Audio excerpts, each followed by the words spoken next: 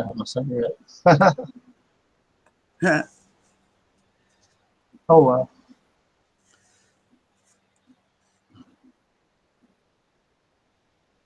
All right. Here we go.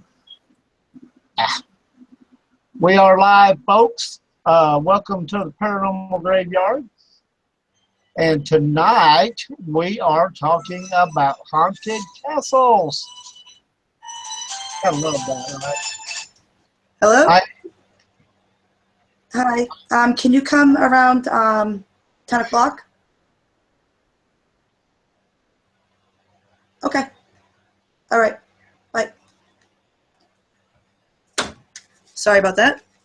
Anyway, I am your host, Roger Belt, and my partner is Miss Christina Corsetti. Say hello, Christina. Hello.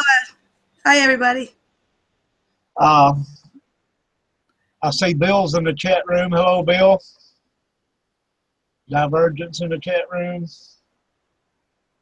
I don't see Mary. I gotta get in there. Mary must not made it back home yet. She had to do a little drop off. Take her daughter to school or something. Anyway, Christina, as y'all know, she always leads us into these captivating stories. So without any further ado, Yep. It's all yours. All right. I'm in chat now. All right. You ready to start? Yes, ma'am. Oh, all right. Have you ever been in a haunted castle? It's time to focus on some of the scariest, spookiest, most haunted castles ever. With Halloween just around the corner, we took the liberty to look into castles that are guaranteed to give you nightmares. Sites of brutal witch hunts, bloody battles, murders, and other horrifying events that apparently are magnets of paranormal activity. Castles have become homes to lingering restless souls, eerie apparitions, unexplainable sounds, and disturbing sights. Awesome. I love it. And, you know, I was just talking with Richard Rulin here earlier. We were messaging about having never been in one, but would love to go to one. If I went, I would want to go to like Scotland or Ireland or somewhere and check out one of the really old Yeah, no, I hear you. Okay, the first thing that we're going to talk about is, and I hope I get these names right, you guys, so if I don't, please forgive me, but my English is about as good as everybody else's Spanish. Charleville Castle in Ireland. Charleville Castle in Ireland, supposedly haunted by the ghost of a girl named Harriet. Charleville Castle, located in the Irish Midlands of County Offaly, was built by the Earl of Charleville at the turn of the 19th century. Visitors today will find an impressive Gothic castle, once long abandoned but now undergoing a process of restoration and conservation. I think that's cool. And haunted, many believe, by the spirit of the little girl who died there in 1861. It is said that her name is Harriet, and she was the youngest daughter of the third Earl of Charleville.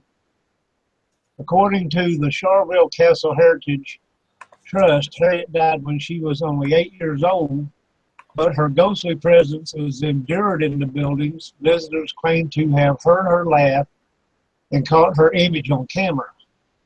Some even claim to have seen her, a little girl with blonde curls and a blue and white dress. So we have a haunted image of a little girl being seen in this place. So tell us about Preston Castle in California, and I've heard a lot about that one. All right, Preston Castle in California.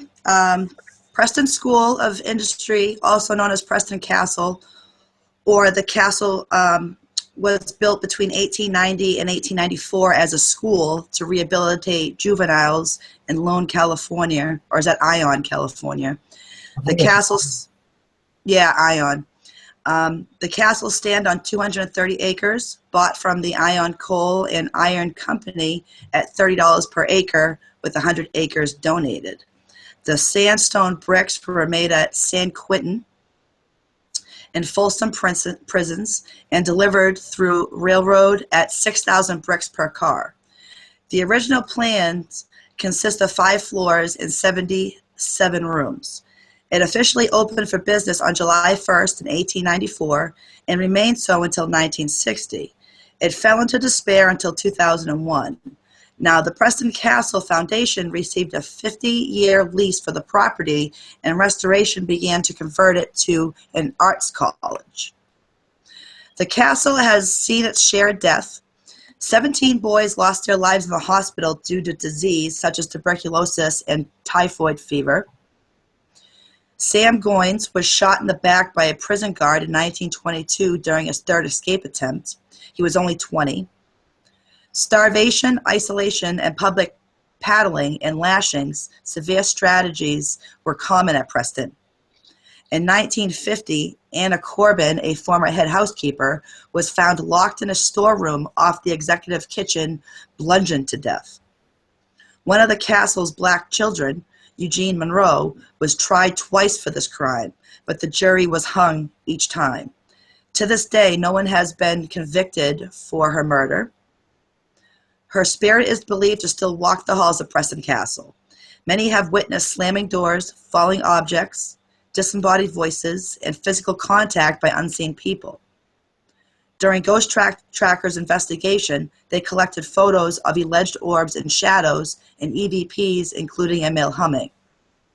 Now, the Ghost Ventures team began their 2nd season at the castle. They experienced female screams, knockings, sounds of eggs frying in a pan, and electronic malfunctions. 3 scratches appeared on Aaron's leg, and Zach was allegedly possessed for a period of time. They captured several EVPs, mists, orbs on camera. Preston Castle is not open to the public, but does offer tours, including ghost tours and overnight stays for a price. To spend a night in this castle, it's about $100 per person.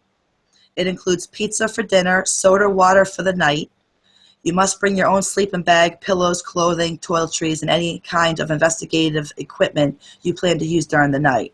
The only areas open for investigation are the grounds, inside the fence, and around the castle. The visitor center, the garage, old solitary confinement area, the castle's basement, 1st and 2nd floor, and the upper floors are just too dangerous. So I thought Preston Castle was in Pennsylvania. Which is the one in Pennsylvania?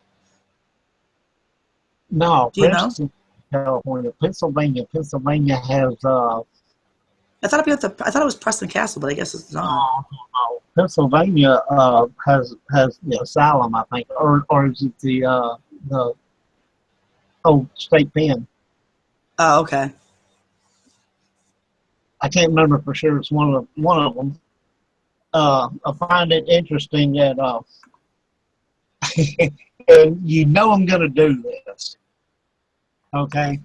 Let me get back down in here where I saw it. They captured several EVPs missed on camera. Quote unquote orbs. Now, Your favorite. yeah. Until one comes up to me and says, "Hey, I'm an orb entity," it's dust, bugs, and other stuff. I'm just saying that's just me, and I'm going to stay that way till somehow somebody proves to me beyond the shadow of doubt that an orb is the actual spirit. Well, it's So, energy. anyway. It's energy, yeah. But go ahead. Yeah, I mean, it can be energy. You can have energy balls that are not spirits, though. They're just energy balls.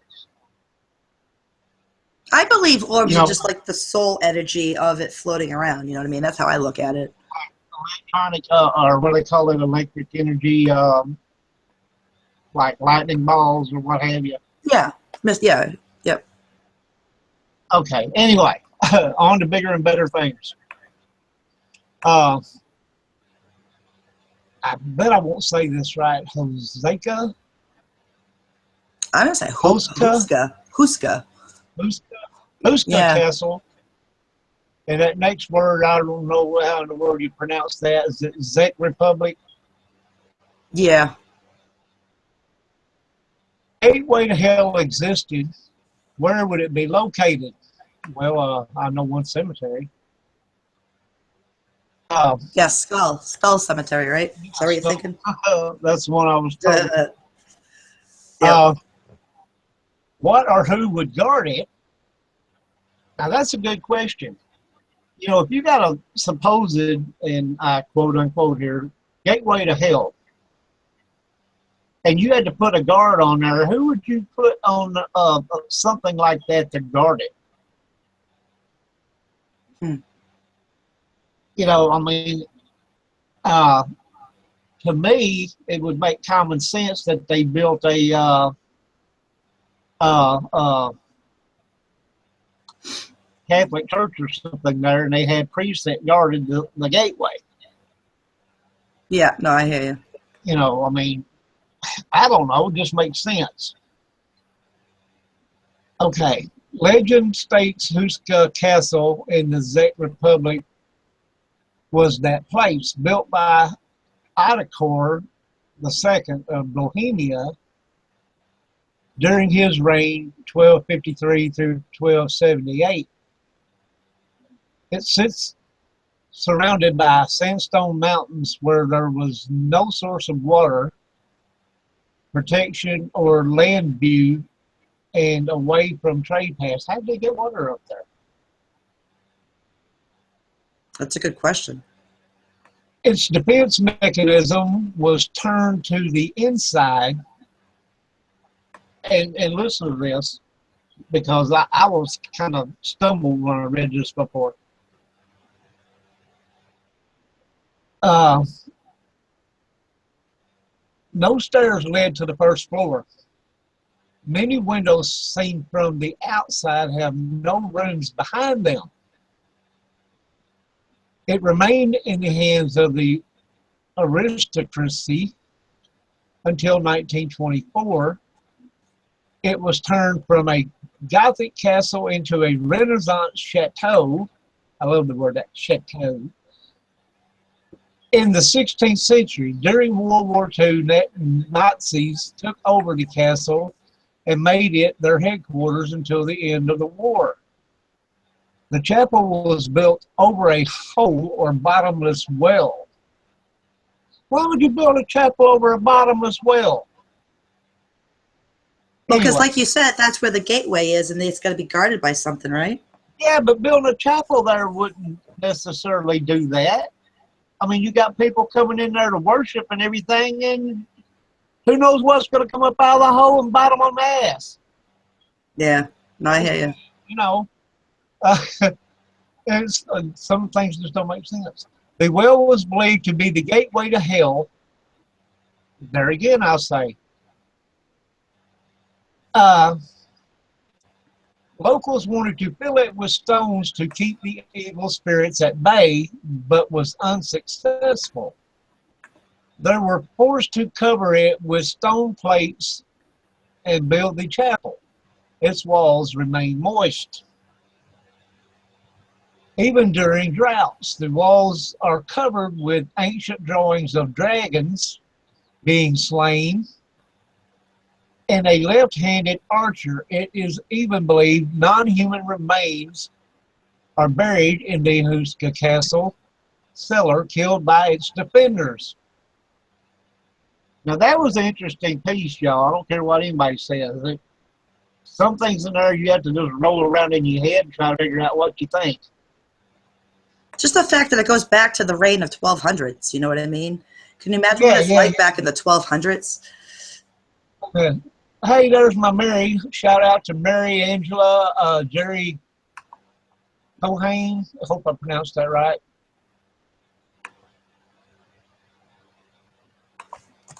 Okay. Manresa? Yeah, I'm going to say Manresa Castle. It's Port Townsend, Washington State. Inspired by a chateau in the French Renaissance style, this beautiful former mansion, now a hotel, was completed in 1892 at the behest of Prussian-born Charles Eisenbeis. It was originally supposed to be a hotel, but this business venture fell through, so Eisenbeis turned it into his family home. It remained empty for a couple of decades after his death and eventually became a Jesuit school before finally achieving its original purpose as a hotel. Now, while throughout the building there are instances of electrical devices switching on and off, doors opening and closing on their own, it seems to be the third floor that's the most haunted. Footsteps and voices are often heard on this floor, but room 306 is the most active. A female apparition has been seen and felt quite often here. She especially likes to go through guest belongings and usually moves things around. She's often heard singing in the bathroom as well. The dining room and former chapel, also a dining area now, are also active with apparitions of Eisenbeis' wife, Kate, often seen, and reports of glasses being knocked over or shattering, much talked about.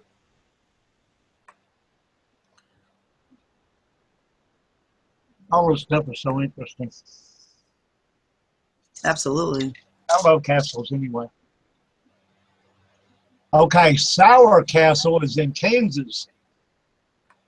If my friend was here that lives up there in Kansas, she might know about this. Janice Brenner, she's here, which I haven't seen her, lives up in Kansas. So. Sour Castle is a 19th century Italianate mansion nestled on the top of a hill overlooking the Kansas River. It was built in 1871 and is said to be the site of much paranormal activity. The first occupant was Anton Sauer, who moved to Kansas City following the death of his wife. He then began a relationship with a 28-year-old widow, Mary Einhelling. I guess that's how you say that. Messerschmitt. Yeah, Messerschmitt. Messerschmitt. Okay, it's Mary Messerschmitt. The couple married, and Mary brought along her 2 daughters to live in the castle with Anton and his own 5 children. Mary went on to give birth to 5 more children, one of whom died in infancy, and one was buried on the grounds. Tragically, Anton died from tuberculosis the following month in the master bedroom.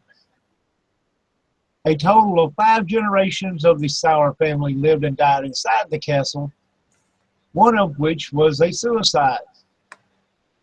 It is said that every single mother of the Sauer family is buried somewhere in the grounds of the castle.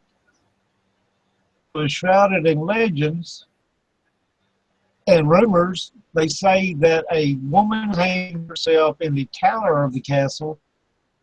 Another legend says that a man murdered his entire family in the Sauer castle before burying them on the grounds. Whatever the truth may be, there have been a number of reports of ghastly happenings in and around the castle.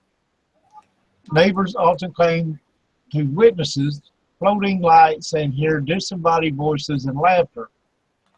They say that it's quite common for folks to see the apparition of a man and woman dancing in the castle on Halloween, and if you're lucky, you can catch a glimpse of an apparition of a woman pacing back and forth throughout the gloomy nights. Now, see, now we're talking my kind of game. I want to go look in there on Halloween and see if there's a man and woman dancing.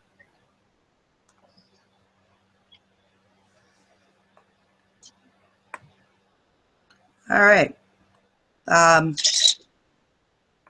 Beep. We have Castle Brando, which is in Italy, Venice, Italy.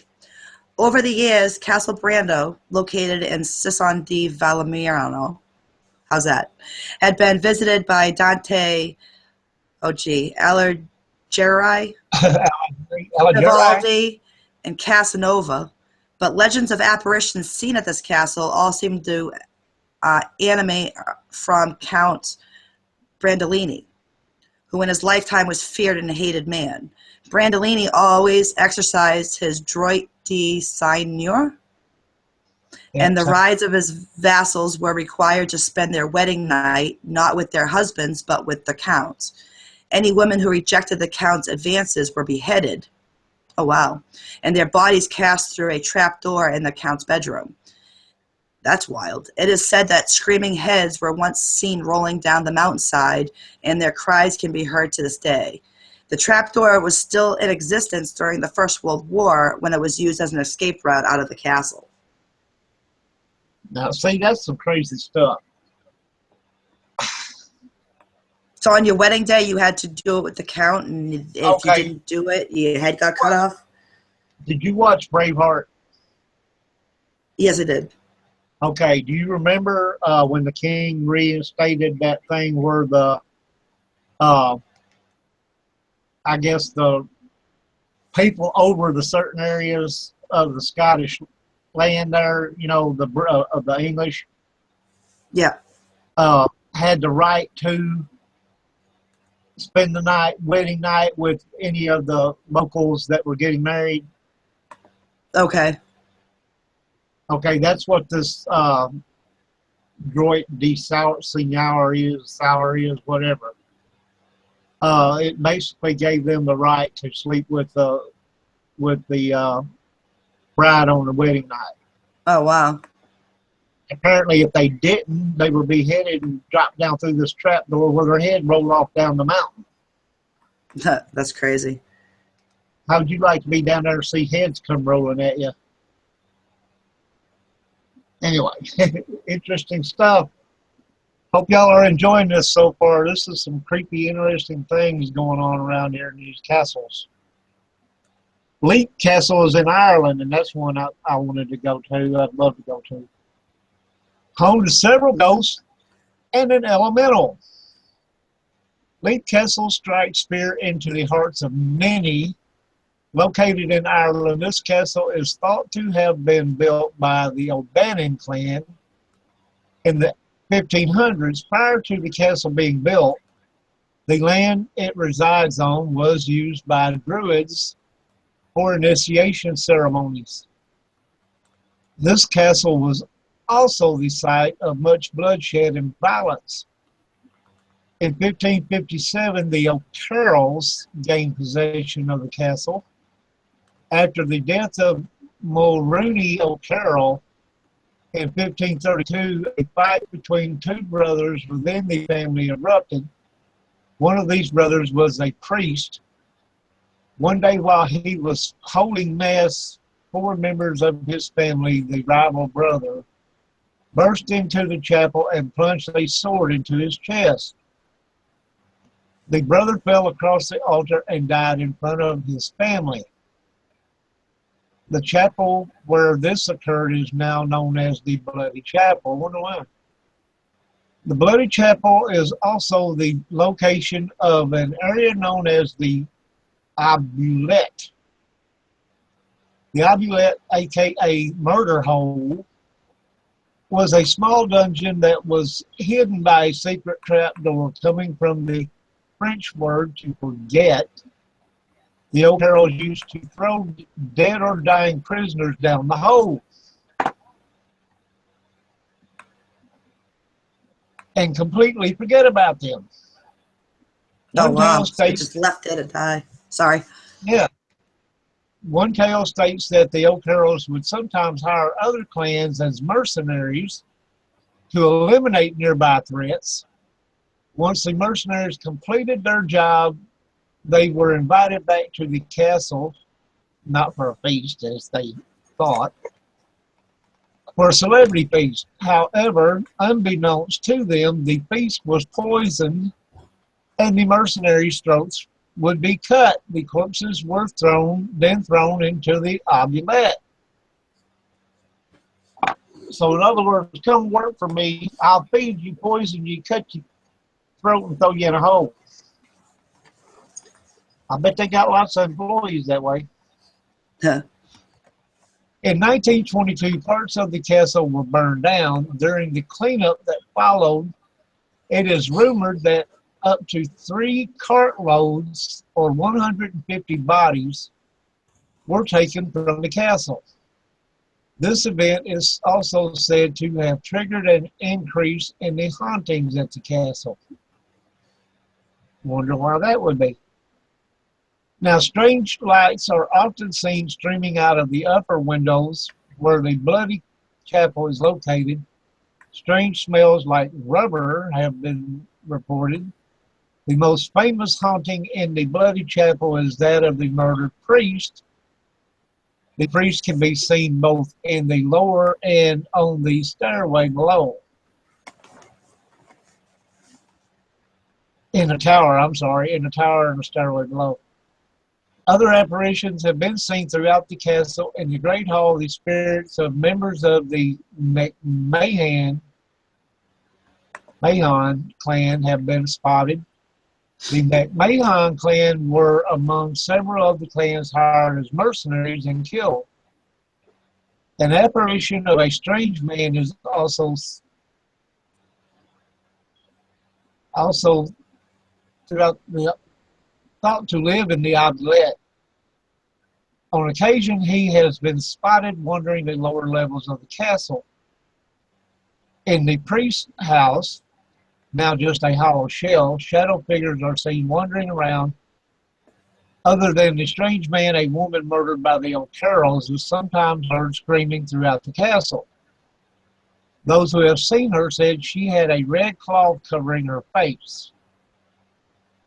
Another more distressing apparition is that of the Red Lady. It's the form of a tall woman in a red dress. She holds a dagger menacingly, and a strange light comes from within her. Those who have seen her feel a horrible chill that fills the room. This woman is thought to have been captured by an O'Carroll and raped. The Red Woman then became pregnant, and upon the baby's birth, the O'Carrolls had the baby killed. Unable to handle her grief, the woman killed herself with the same blade they had used to murder her child. The spirits of 2 young girls have also been seen playing in the main hall and running up the stairways. One of the young girls, Emily, who had died falling from one of the castle's battlements, is also seen falling off the castle roof and disappearing before hitting the ground. Sometimes seen with the 2 girls is the spirit of a governess. Like the girl, she is usually spotted in the main hall. Guests at the castle have also reported being touched or feeling someone brush past them. Reports of a Victorian lady and an old man have also been seen in the main hall. Finally, one of the scariest residents of this castle is the Elemental. The Elemental was accidentally summoned by Mildred Darby after she began dabbing with dark magic. Mildred later described the Elemental she summoned as being thin, gaunt, and shadowy. Its face featured eyes that were 2 black cavities, and the smell that came from it was the same as a decomposing corpse. Ever since this incident, the Elemental has actively haunted the castle. Now, Leap Castle is very, very haunted. I mean, it's, you know, a lot. Did they do a lot of medieval torches in that place? The rack, all that stuff. Huh? Oh, I'm sure they probably had all the Yeah. good old-fashioned torturing devices in there, or at least a few of them. You know, but it sounds to me like they didn't really use them, because it sounds like that they would, you know, kill them by sword or cut their heads off. You know, yeah. Yeah. So even if they had them, they were probably pretty dusty and rusty. because it don't sound to me like they used them for anything. But what castle don't have some shit like that down in the dungeon? You know what I'm saying? Oh, absolutely. You think, I mean, all the people that have been in and out of it throughout decades. Right. You You know, and know. different clans that lived there, the ones that built it, for instance, probably had stuff like that. Yeah, and then you have the H.H. Holmes and Elizabeth Bathory that had their own castles where they just killed everybody in. So, Yeah. Okay. uh, un- Arundel. yep, Arundel Castle. It's in England. Um, it is said England has many ghosts as it has apple trees.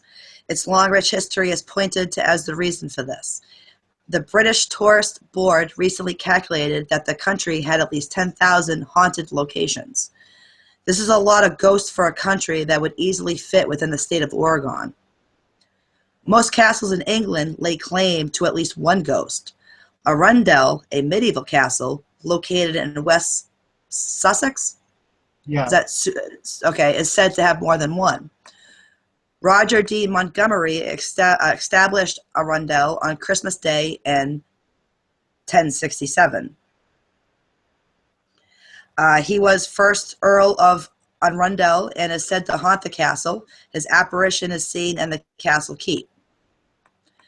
Another spirit scene is of a young woman who, after she experienced a tragic love affair, leaped to her death off Highorn Tower, which is within the park. Multiple witnesses have seen her in the moonlight dressed in white. Yet another ghost of Arundel is known as the Blue Man. This spirit has been seen since the 1630s, most often in the castle's library. It is believed he lived at the castle. He is thought to be a cavalier, for his dress reflects the period of King Charles I. Arundel also has the spirit of a white owl. This bird is seen fluttering in one of the windows. It is a harbinger, for when it's seen, it foretells the imminent death of a resident of the castle. It is believed this bird is connected to a time when one of the Dukes of Norfolk, the family has owned the castle for more than 850 years, kept a colony of American owls before Arundel's restoration in late 1780s. A young boy, a servant, was beaten to death. His ghost is seen in the area of the castle's kitchen. This poor lad is still seen scrubbing pots and pans. And as recent as 1958, a footman in training was crossed the ground floor to turn off the drawbridge lights. When he spotted only the upper half or dead of the shoulders of a man, this figure had long hair and was wearing a gray tunic. Huh.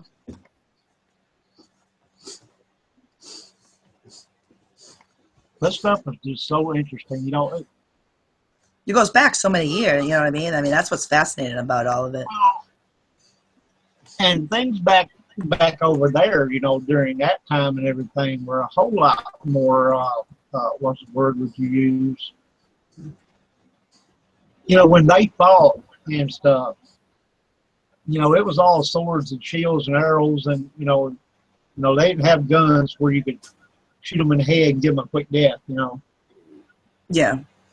they were usually, you know, either ran through with a sword and most of the time twisted and pulled out, you know, or they were shot by arrows or whatever and just left on the ground. Yeah. No, they didn't go back then, as far as I know. Now, some may have after the battles were done and everything. Some may have went back for their dead, but more than likely, there was a lot of them that were just left laying there. Yeah, exactly. You know, and I can see why places like that would be haunted. I really can. Castle of Good Hope in South Africa. And I don't know if I'm going to pronounce this right. It's spelled Goede. Goede? Okay, the Goede Hoop, or Castle of Good Hope, is the oldest and largest of South Africa's colonial buildings. The Dutch East India Company built it in the 17th century. It is located in Cape Town and was first occupied in 1674. It was originally used as a replenishment station for ships passing through the treacherous waters off the Cape. Its moat fills with water at high tide. It contains an infamous dungeon known as the Dark Hole or Danker Gat.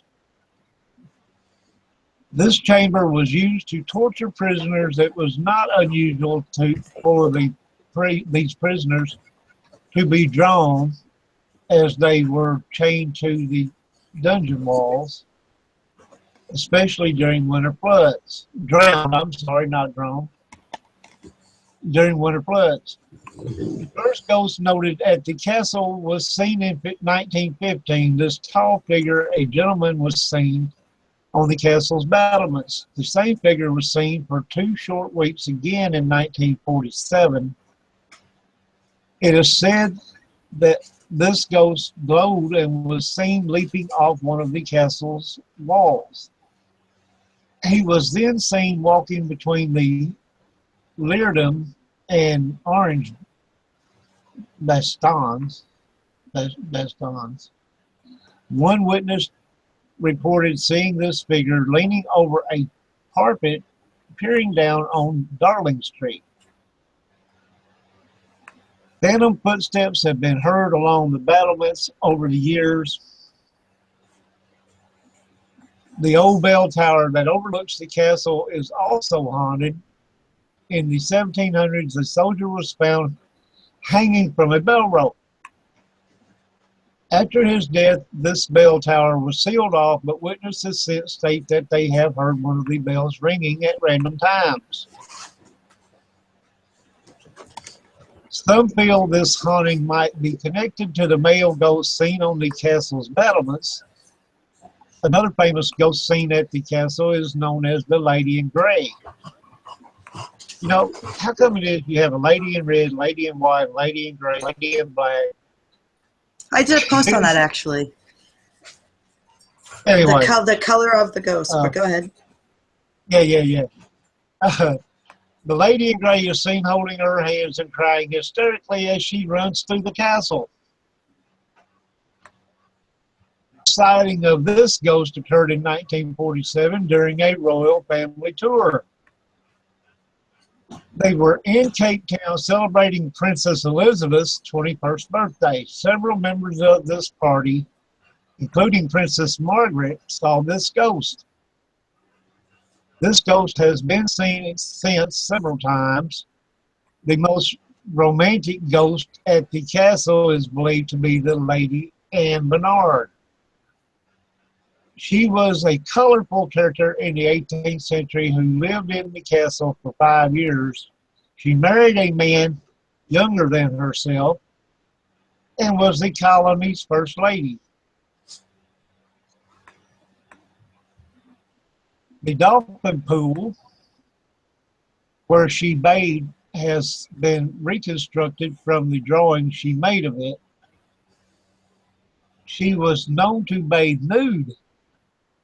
Her ghost has been seen bathing nude. No, her ghost has been seen in this area. Pardon me. Her curly-headed ghost has been known to appear at parties given at the castle to honor distinguished guests. Other activity in the castle includes lights going on and off in the dungeon area without cause. In the old guard room, both male and female voices are heard arguing. One evening when this activity was investigated, a misty figure was spotted.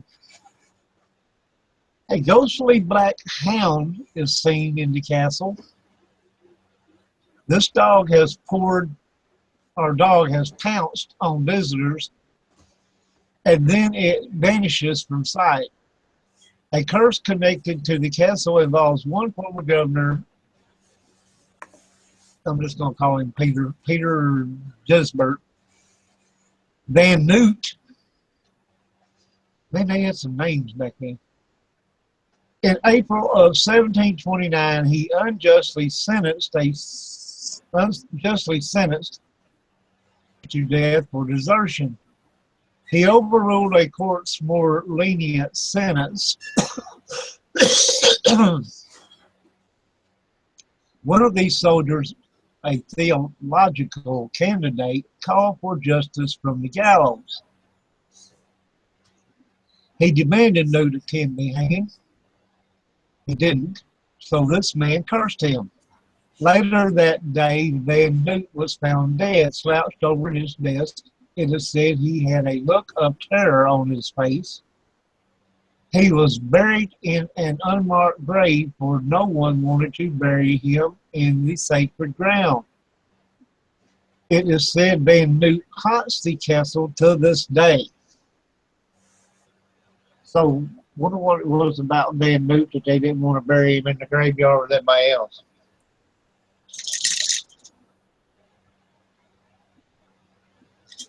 No one wanted to bury him on sacred ground. Yeah. Why? I don't know. I mean, he didn't say he was a vampire or nothing like that.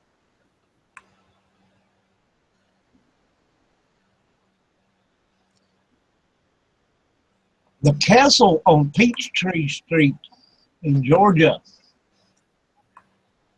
Okay. Amos Giles Rhodes was born in Kentucky in 1850.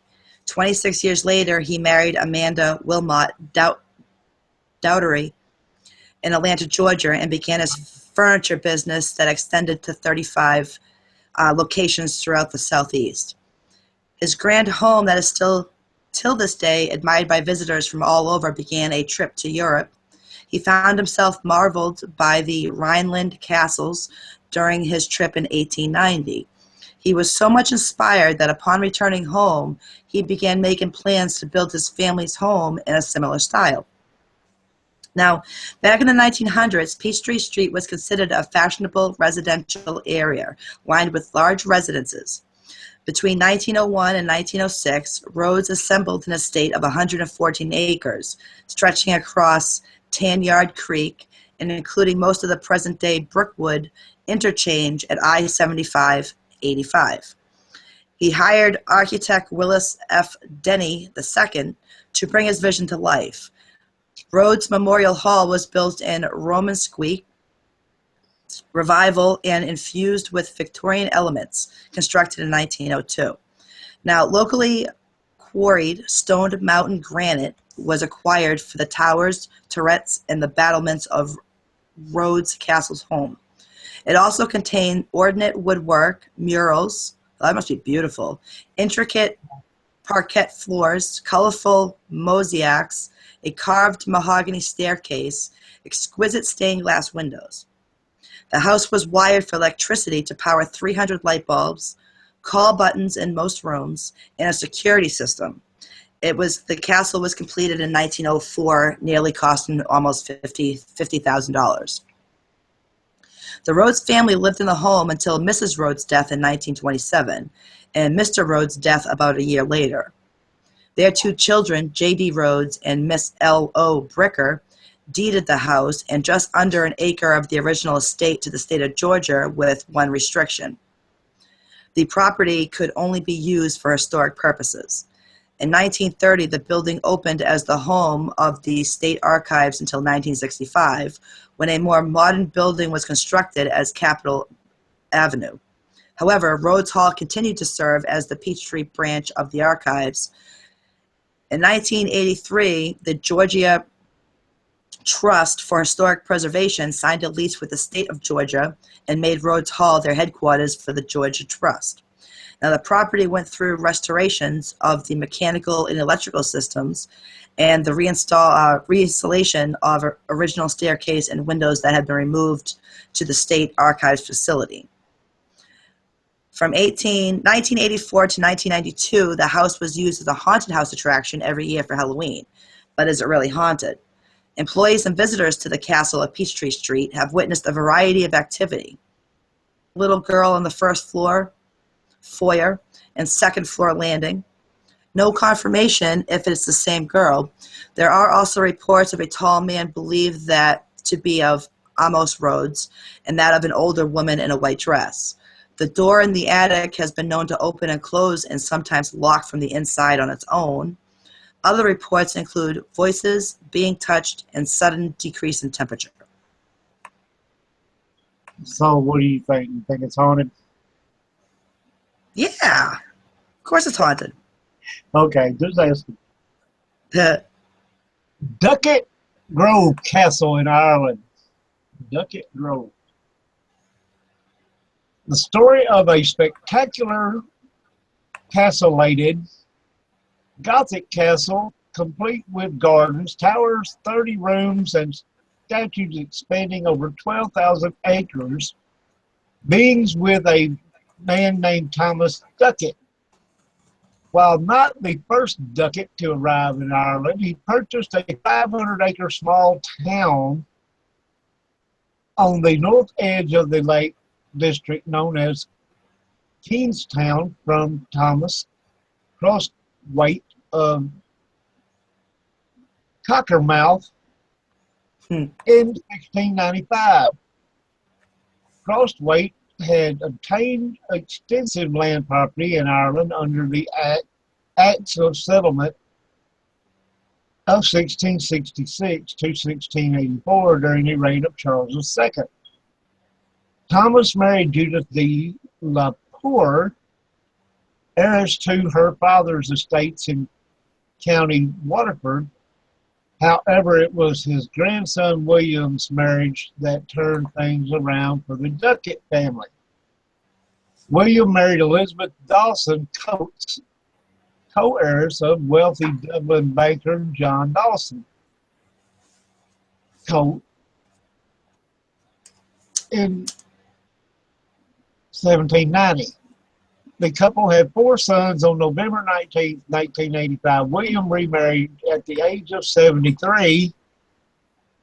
Good God, this guy can't get enough.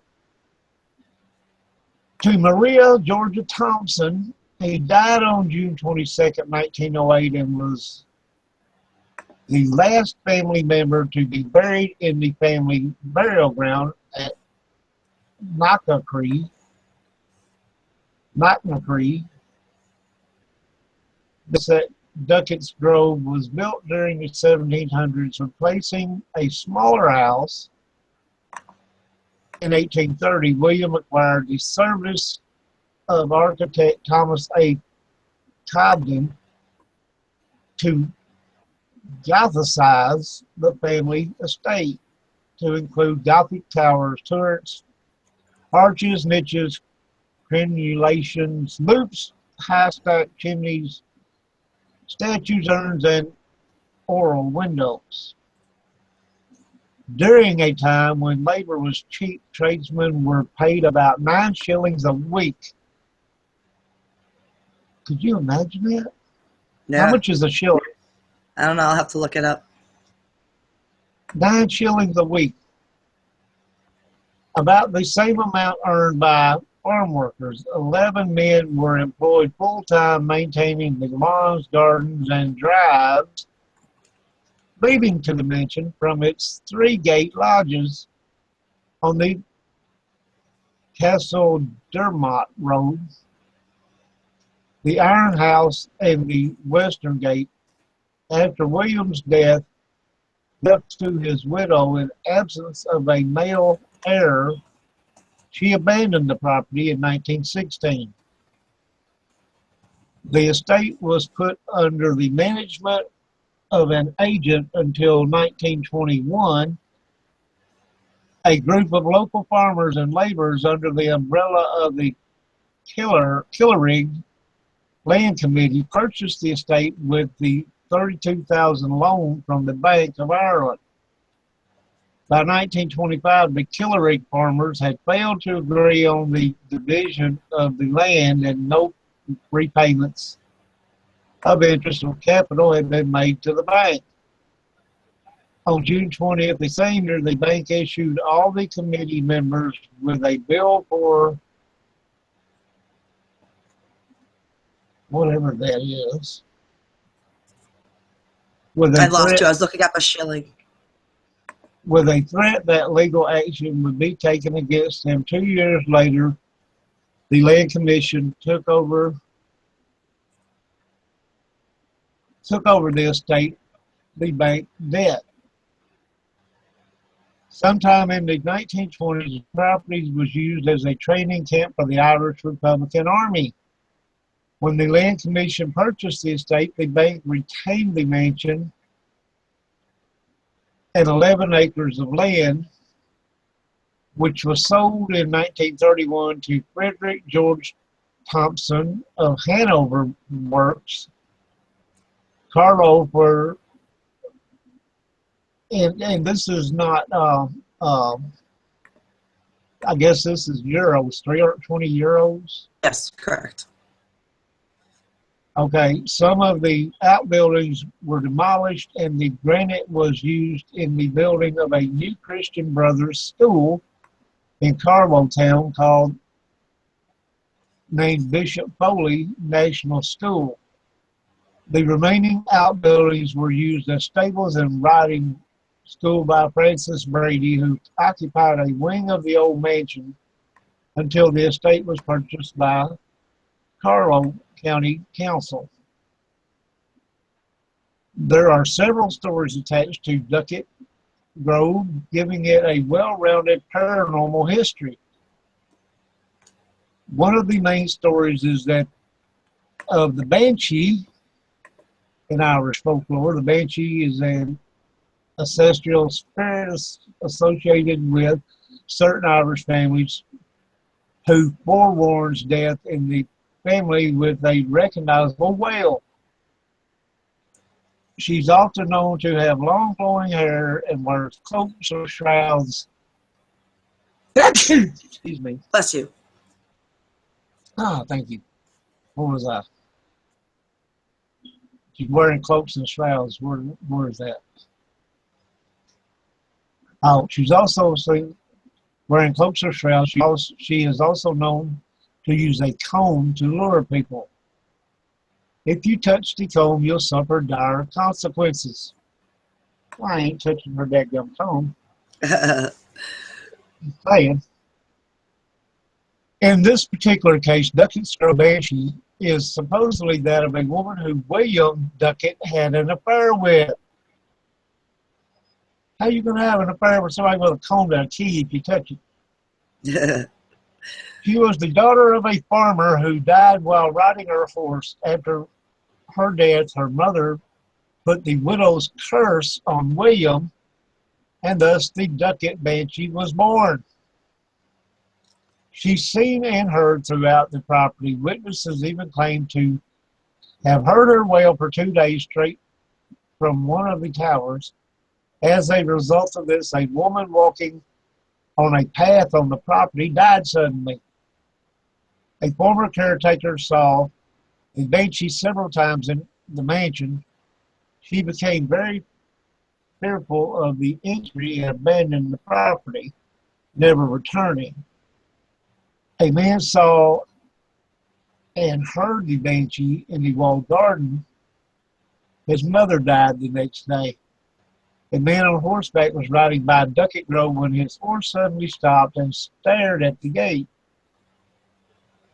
Budge until the man placed his rosary on the animal. It then felt safe enough to continue the journey. Why the horse was so fascinated with the property, a mysterious fire broke out on April 20th, 1933, reducing the mansion to ruins. Interesting enough, people witnessed smoke coming from the mansions a week earlier. Actions put the blaze out, saving it. Luck would not be on their side twice. The origins of the second fire was never determined. The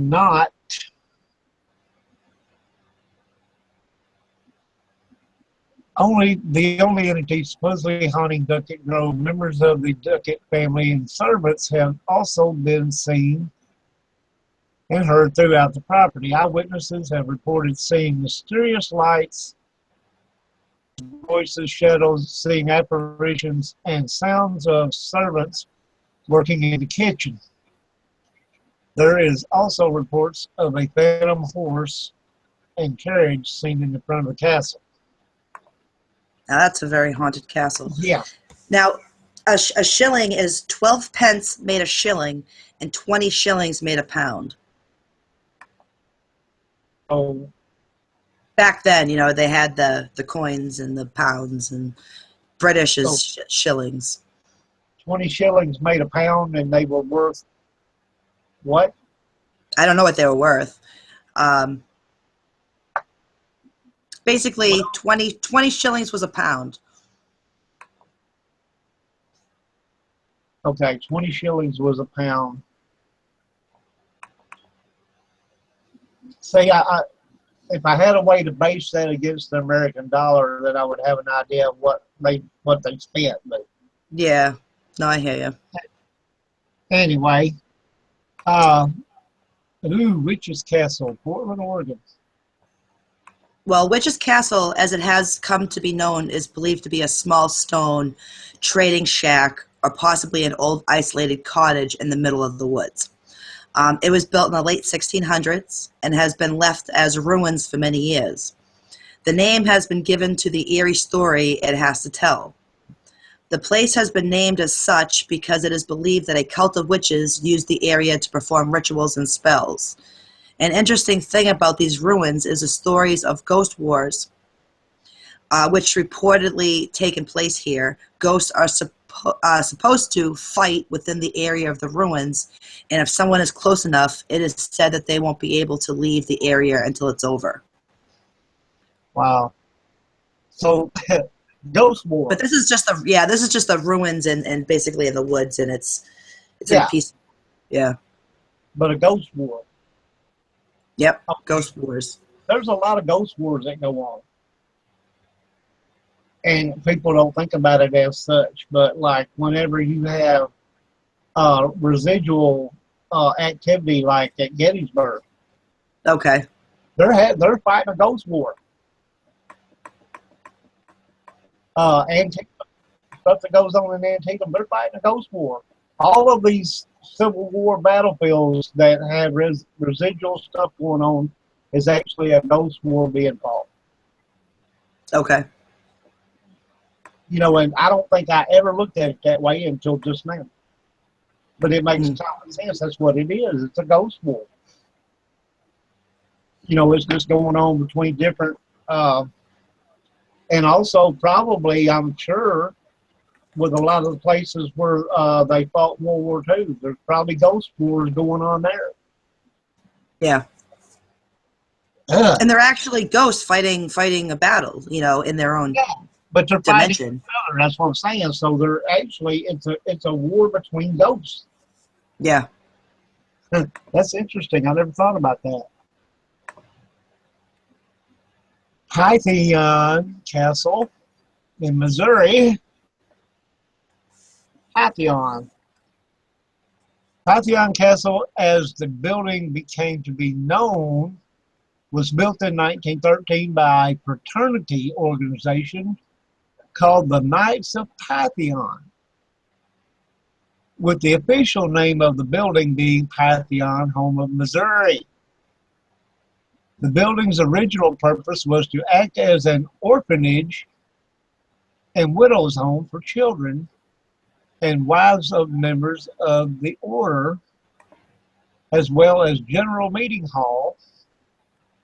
It served its purpose until the outbreak of World War II, when the military commandeered it as a site to entertain and rehabilitate injured troops.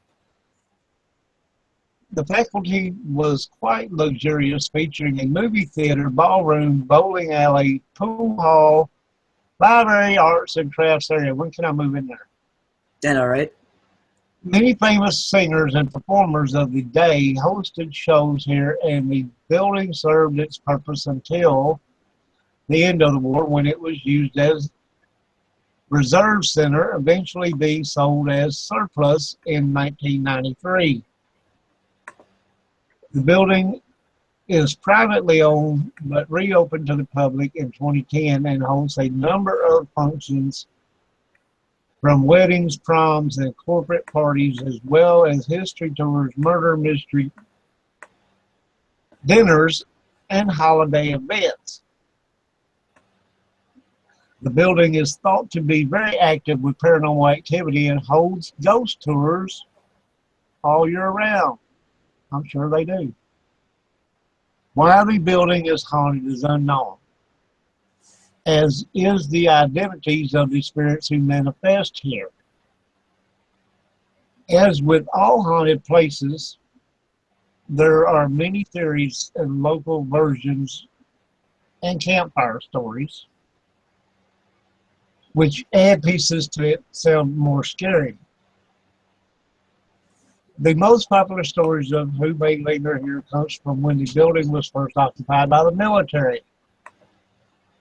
It is documented that German and Italian prisoners of war were kept here, but records say they were kept in a camp on the ground and not in the actual building. Whether at times prisoners were moved to the main building for whatever reason is known, but there are stories of them being kept in a dungeon area inside the building. It is within this room some prisoners are thought to have died in unpleasant circumstances and choose to linger in the form of sudden temperature drops and bright orbs. Now,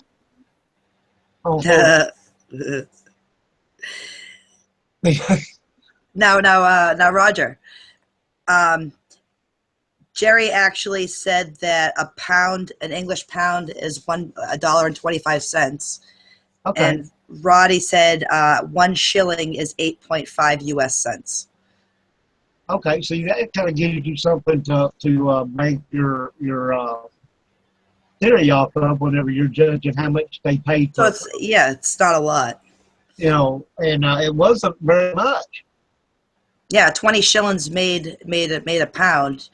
You're only talking about $1.25 in US money. That's crazy. Ain't it? Jeez. Okay, where was I? The only problem. The only problem is that which room, if any, was used as the dungeon area, since the drops and man, I get tongue out every time I see that word. Orbs can be captured across the whole building. But this story is likely to have been created to explain the phenomenon. There doesn't seem to be any particular hot spots in the building, with the activity being consistent throughout. There is just as much chance for a door to slam shut on its own upstairs as there is in the hall. The building's owner says her ghostly housemates are mostly friendly, but this hasn't stopped them scaring the hell out of many of the building's guests. The building itself is a very impressive piece of architecture and worth a look around anyway. But if you're looking for ghosts, you should definitely book a place on one of their frequent ghost tours throughout the year. How do I say this? I don't care for the idea of a ghost tour. You're going to I hear you on that one. You're going to pay somebody money to walk you through a place, and they're going to do it as quick as they can. So get the next batch that paid up to walk through. It's like making money on a tragedy. You know what I mean? Well, don't get me wrong. It's not that I wouldn't investigate places like that, but I can see paying, a certain amount and you get the place to yourself for the night or something. Versus, them trying to run however many tours they can get through there in a day to make as much money off people as they can. Well, that's what I mean. The Lizzie Borden house is $1,500 to spend the night. That's crazy. I mean, that just, you know what I mean? It's overrated. It's like, it's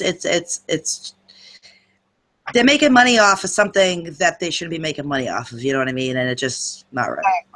That and the fact that they're trying to, um, how do I say this? They're trying to rob you blind. Oh, absolutely.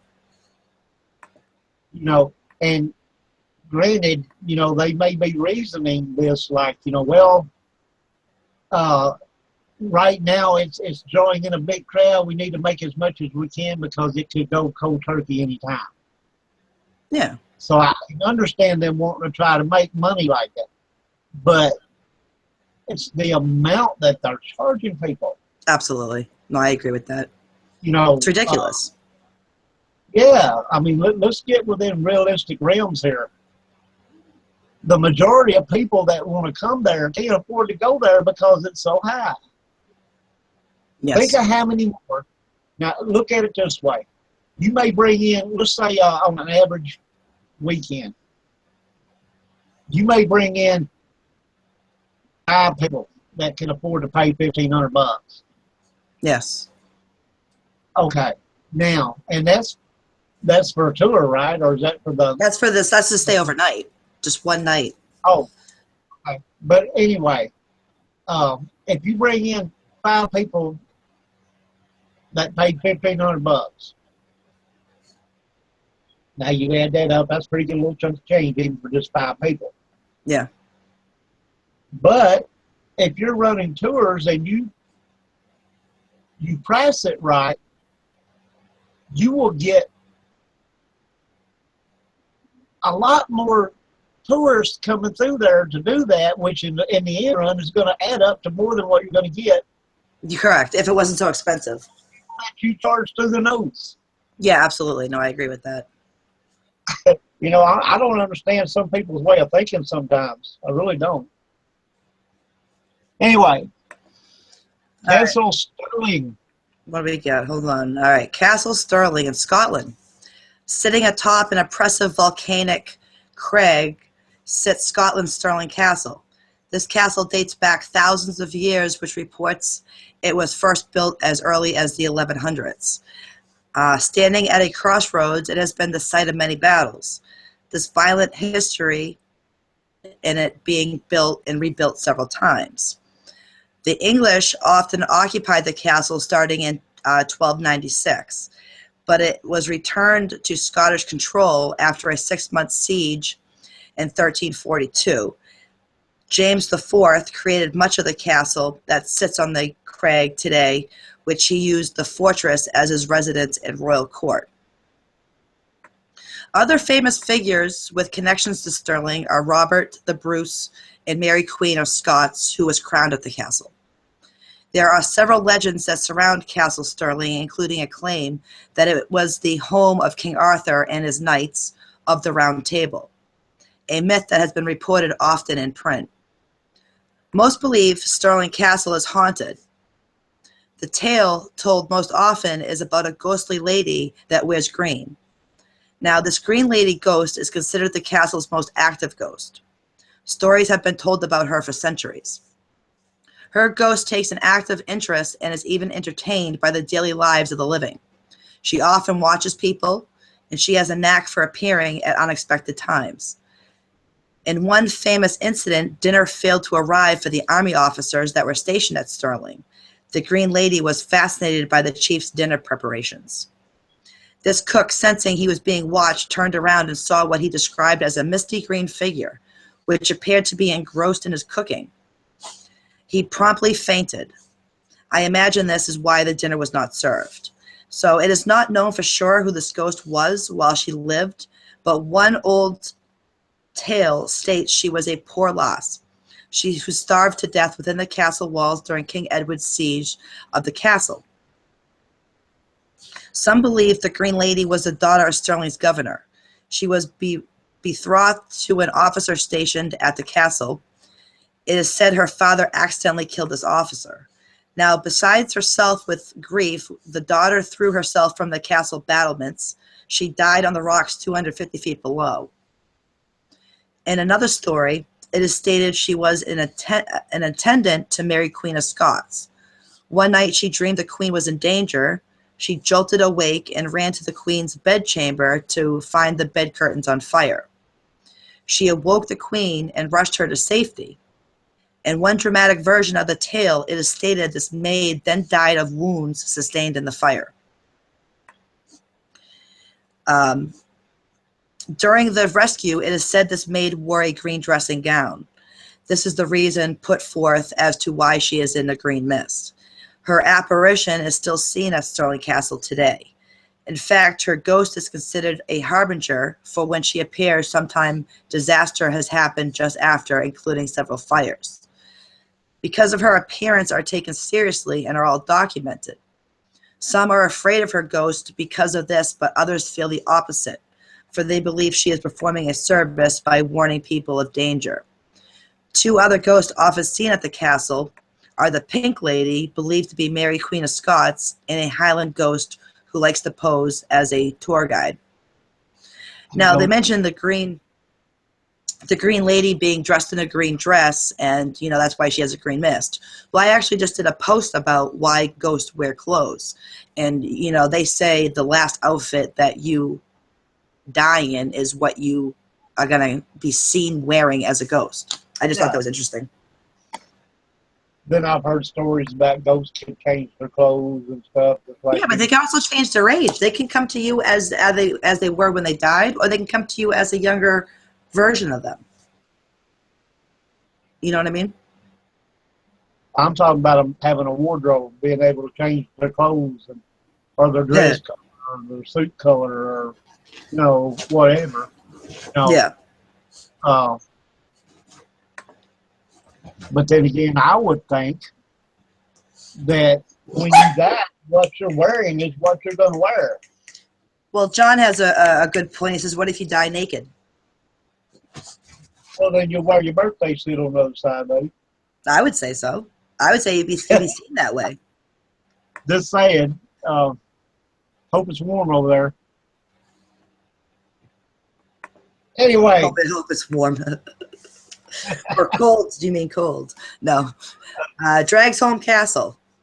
Dragsholm Castle, Denmark. Dragsholm Castle in Zealand, Denmark, was once the strongest castle in the region, being the only one to survive the wars of the counts. It is home to at least 3 ghosts, each with an interesting and sometimes tragic history. Why would it be sometimes tragic? If it's tragic, wouldn't it always be tragic? I don't understand some of this stuff. One such story was uncovered literally during renovations.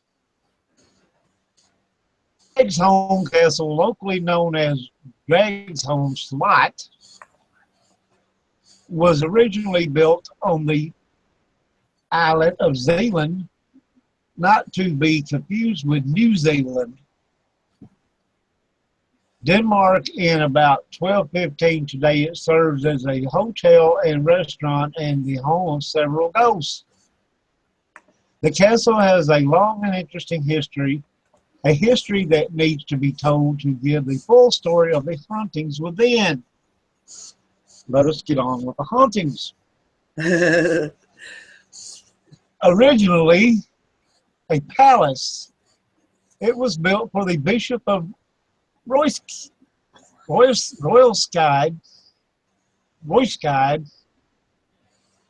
It remained thus until troubles were seen on the horizon and the palace was modified and, according to the times, modernized into a fully fortified castle. The foresight for the renovation and the expenses paid off when through 1534 and 1536, what was known as the Count's War raged throughout Denmark.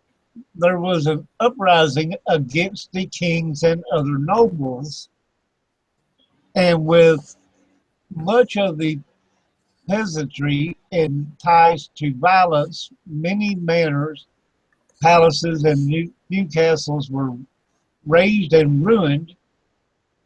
However, Dragsholm was so strong and so well fortified, it became the only castle in the entirety of Zealand to survive the war.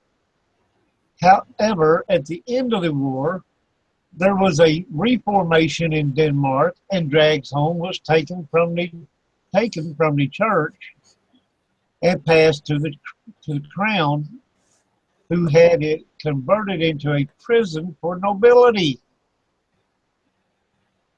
They had a prison for nobility? Mhm. Huh. I thought if you was noble, you could do whatever the hell you wanted, pretty much back then.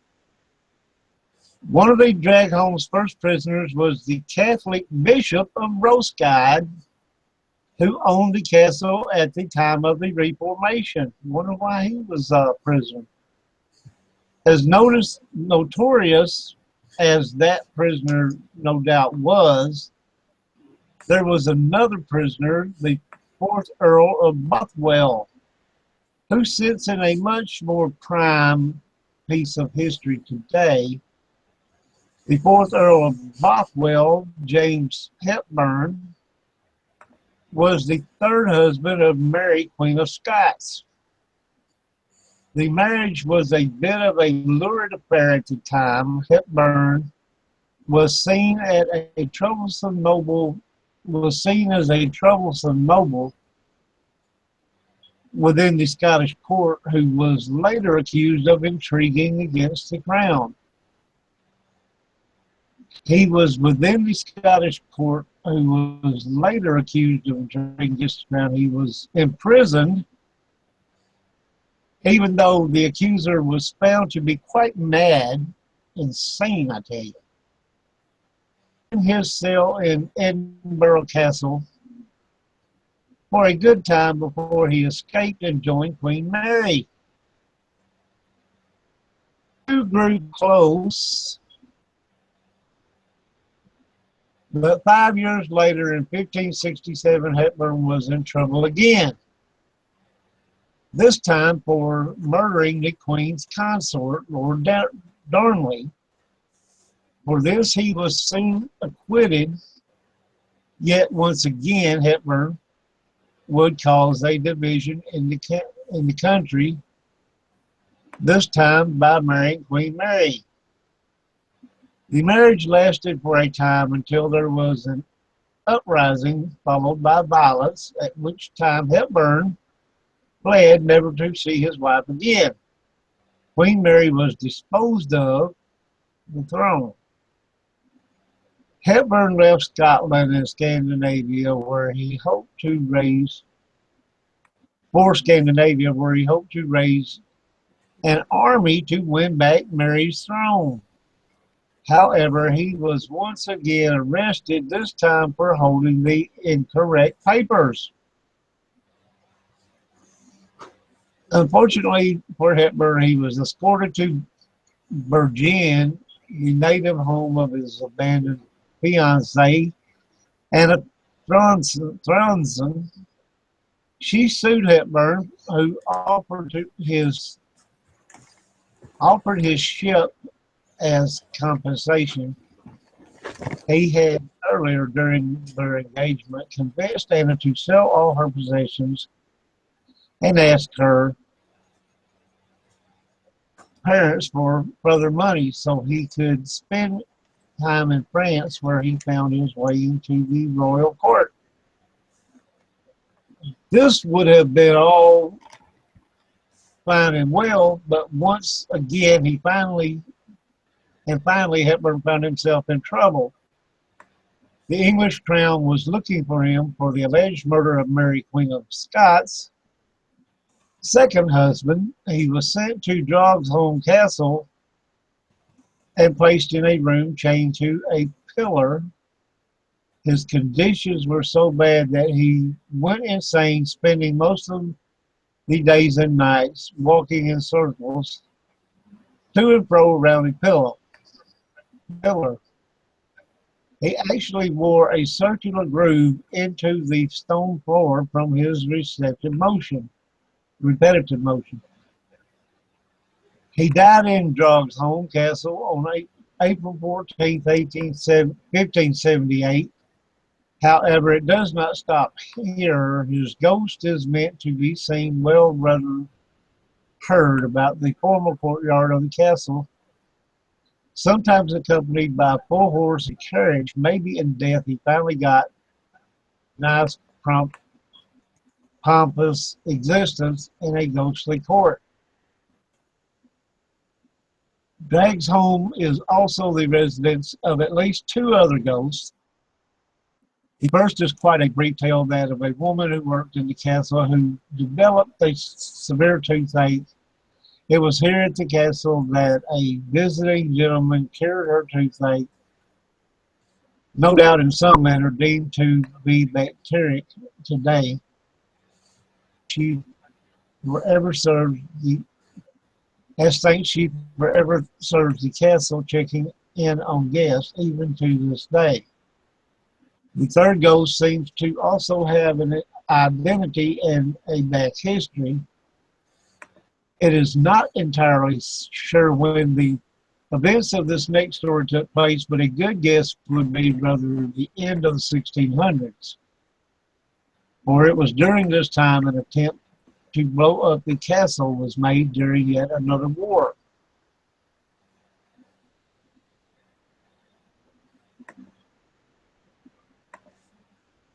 Where'd I go? I lost myself. I lost myself. With the castle largely in ruins? Something about a war. Another war. Yeah, well. Okay, I gotta be close here. Castle largely in ruins. Okay, with the castle largely in ruins, the king gave it to Heinrich Muller to clear an outstanding debt. In 1694, the castle changed hands once again, this time ending up in the hands of a nobleman who fixed it up and changed the overall look to what you can see today. Sometimes, after this point, the most tragic of tales in regard to the castle takes place for years, decades, and possibly even centuries. The spirit of a young woman dressed in white has been reported. She is seen walking through corridors and at times crying. No one really knew who this young woman could be until a story began to circulate. She was the daughter of a noble and was set to be married into another family of nobility in order to strengthen ties between the two names. She did not want this to happen, and she was already in love with another, of course. Her father knew of the relationship and allowed it to go unhindered on the promise that his daughter would do the right thing by the family when the time came. The girl did her best to put off the wedding, and her acts of perceived betrayal against the family soon riled up her father. The boy she was in love with was just a laborer in the castle, essentially a peasant, and a marriage to him would see no gain for the family. When she began to show the signs of being pregnant, her father held a celebratory meal. There she was drugged, after which her father had her imprisoned within the walls. Bricked and mortared, I'm sorry, my eyes are getting bad. In a tiny space, the young woman could be heard to scratch at the bricks and cry. Eventually she fell silent. It is not certain whether her story was known before or after the following event, but still there seems to be some physical proof of her existence. Soon after World War I, another restoration and renovation went underway. Workmen were breaking through an old brick wall when they made a gruesome discovery. A skeleton shrouded in a white dress, was found within the wall cavity. Wow. Some say the story of the girl and the discovery of the skeleton were a form of publicity stunt. Others say that the skeleton is indeed several hundred years old and is physical proof of the existence of the walled-in girl. Interesting. Yeah, don't wall me up, I'm telling All right, this next place, I actually would like to go do an investigation since it's in my neck of the woods. Madam Sherry's Castle, which is West Chesterfield, New Hampshire. It's actually like ruins right now, and I just would love to walk around it. But in 1920, Madame Antoinette Sherry was a French costume designer who catered to the actors and actresses in New York City. She moved there from France with her husband in 1911. Madame Sherry also did a little you. Right back up. What's that? I said, go ahead. Oh, vaudeville, acting, dancing, singing on the side. During the summers, she would visit with an actor friend who spent his summers in West Chesterfield, New Hampshire. She liked the area so much that after her friend passed away, in 1927, she built a chateau-style mansion in the area and would host very large, extravagant parties, of which most of the guests were the rich and elite from New York City. The mansion had a grand stairway made of stone that led to a large red door, which served as an entrance. Local residents referred to the chateau as Madame Sherry's Castle. Now, Madame Sherry became known to the locals in West Chesterfield as quite as an eccentric. She was known to cruise around town in her cream-colored Packard touring convertible, wearing nothing but a fur coat. When she was wearing clothes, she wore some of her extravagant costumes that she designed. Besides the lavish parties that she would throw in the mansion, she lived in a much smaller cottage near the place. That home was later discovered to be packed full of boxes and such, leaving very little rooms for living space. There's always seemed to be an entourage of young French beauties that was in her company, which led some to believe she used the castle as a brothel. Madame Sherry grew older and had a harder time getting around. She moved to a nursing home in Brattleboro, Vermont. Over the years, her castle sat empty and had been looted and vandalized several times. In 1962, the castle burned to the ground. Madame Sherry made arrangements to have the ground and castle remain sold. Only the day the sale was finalized, Madame Sherry passed away. Many believe that this meant her spirit was tied to the castle and remains there to this day. Now, today, the castle ruins remains in what now is Madame Sherry's Forest near West Chesterfield, New Hampshire. The stone foundation, fireplace, and grand stairway entrance are still intact. Many visitors to what remains of Madame Sherry's castle claim that they've heard the sounds of a grand party emanating from the ruins, with music playing, guests chattering, and having a good time. Others say they've seen Madame Sherry's apparition ascending the grand staircase in one of the extravagant dresses. Awesome. I'm back. I would love to take my team up there. Oh, yeah. Rose Red House, or Thornwood Castle. Rose Red, I always thought that was just a Stephen King movie. Okay.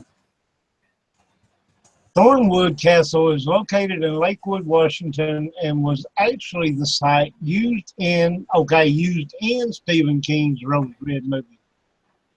Mm-hmm.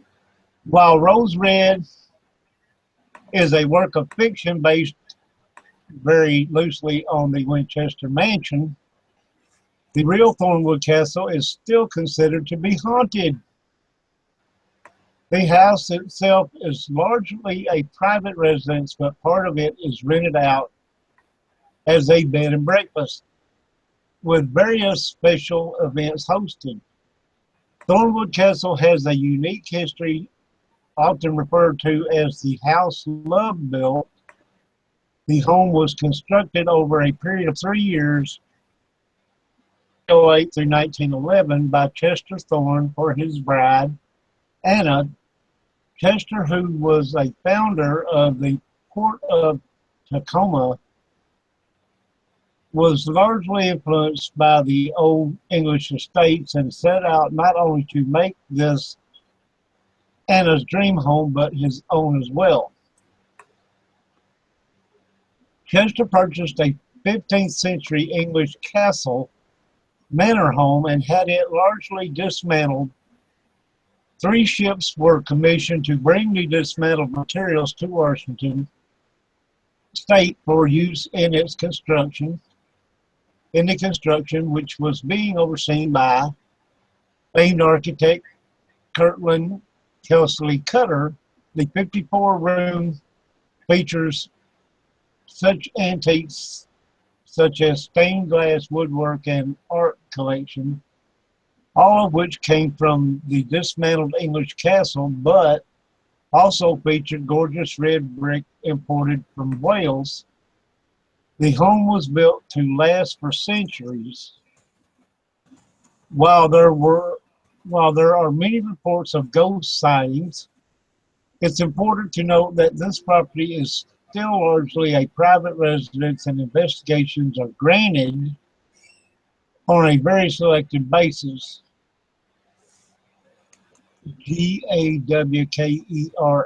GAWKERS, gawkers are discouraged, but guests staying at the bed and breakfast are encouraged to tell their own tales, all of which are quite positive. The most famous sightings include seeing Mr. Chester Thornton, who died in 1927. He is seen throughout the home and the grounds, but not as often as his bride, Anna. Anna is most often seen seated in her former bedroom, perched upon her window seat.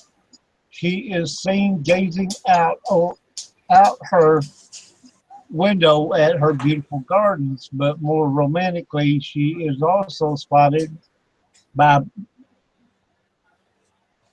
brides-to-be. Anna's suite is a popular room for bridal parties to use as a dressing room before weddings. Brides will many times report gazing into Anna's 100-year-old mirror as they put on their gowns, only to a woman's reflection behind them sitting on the window seat. So rose red, dang. Yes. Well, alrighty then. All right, we have Smithsonian Castle in Washington, D.C. The castle, which is the cornerstone of Washington, D.C., is the original Smithsonian Institute building. Of the various white-column Smithsonian Museum buildings that line the Washington Mall, the castle stands alone in its unique appearance. Designed and built by the renowned architect James Redwick in 1815, this red brick building often is compared to a medieval castle.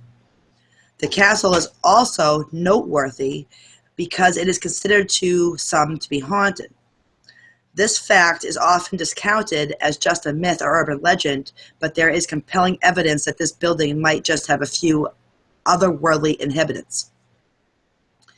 The various Smithsonian Museum contains millions of artifacts, including paintings, the Hope Diamond, which is cursed, the T-Rex dinosaur, the Kitty Hawk, a Woolworth lunch counter, Egyptian mummies, Archie Bunker's chair, oh that's awesome, sculpts taken by Native Americans, Dizzy Gillespie's trumpet, Judy Garland's ruby slippers, Edison's light bulb, Lewis and Clark's compass, and various other unique historical and anthropological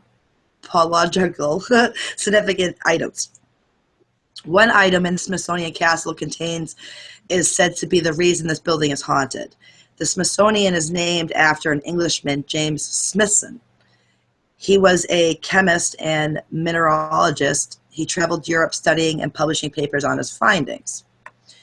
When he died, he left his fortune to the founding of the Smithsonian Institute. Ironically, Smithson never visited the U.S., and he never viewed the castle that bears his name. But after his death, his body was brought to the castle in 1904 and placed under one of the main rooms. At one time, there were so many sightings of Smithson's ghost that in 1973, the former curator of the castle's collections, James Good, had his body disinterred. His casket was thoroughly inspected, and it was found his skeletal remains were still inside. It was determined nothing unique was found, but his ghost was still seen. An article was published in the Washington Post in May of 1900. The article, entitled "Shades of Scientists Who Walk There Nightly," mentions sightings of ghosts. The guards and staff that worked at the castle late at night reported seeing several of the devoted deceased scientists of early eras walk the halls of the museum. It was believed that they were there to guard the Institute's collection. Among these former curators was Spencer Fullerton Bayard, 1823 to 1887. He was the first Smithsonian curator. The Post article mentions that long after Bayard died, he continued to supervise the affairs of the museum he devoted his life to. A night watchman by the name of Lynn reported seeing Bayard's ghost repeatedly, but when he tried to talk or approach his apparition, it would vanish. Another ghost seen was that of pathologist Fielding B. There you go. What you said. Actually lived in the castle with his cat. It's a tongue twister for me, Roger. You know that. He first occupied 2 tiny rooms under the staircase, but in 1876, a fire forced him to move to a tower room where he died shortly afterwards. His ghost had been seen in these 2 areas of the castle. In contrast to these traditional stories, a recent curator, Richard Stamm of the castle's collection, for 34 years states that he has never seen a ghost. You know, they have quite a collection there, huh? Yeah. Oh, I'd love to go in there and look around. But, you know, it's funny. Where is that? Washington. Okay, go ahead. Yeah. Why is it that you can have 2 people in the same residence? One of them will see ghosts and stuff, you know, hear things or have stuff happen, and the other one won't. Yeah, I know, right? And don't get. I did a post about. They just don't. Well, that's what I mean. You know? I did one that says, "How can some people see ghosts and others cannot? What makes them so special?" You know what I mean? Well, I'm just saying that if an apparition is going to appear in a house, why would it not appear to both people? Why would only one see it and the other not? Yeah. No, I understand. You know, I mean, that's why I'm saying I don't give a dang how long you've been in this field. There are things we do not know or understand about this stuff. And that's why it's an ongoing, you know, it's an ongoing research thing. That's what we're doing. We're trying to figure out why certain things happen to certain people and why they don't happen to other people, and why they pick on certain people and why they don't pick on other people. And yep, there's just so much out there, you know. Anyway, Belcourt Castle, which is in Rhode Island, Newport, Rhode Island, is one of the oldest settlements in America. It was established in 1690. Starting in the 20th century, this seaside community became a summer playground for some of America's wealthiest families. Many of these elegant homes, which have been around for several generations, are considered to be haunted. One of these is Belcourt Castle.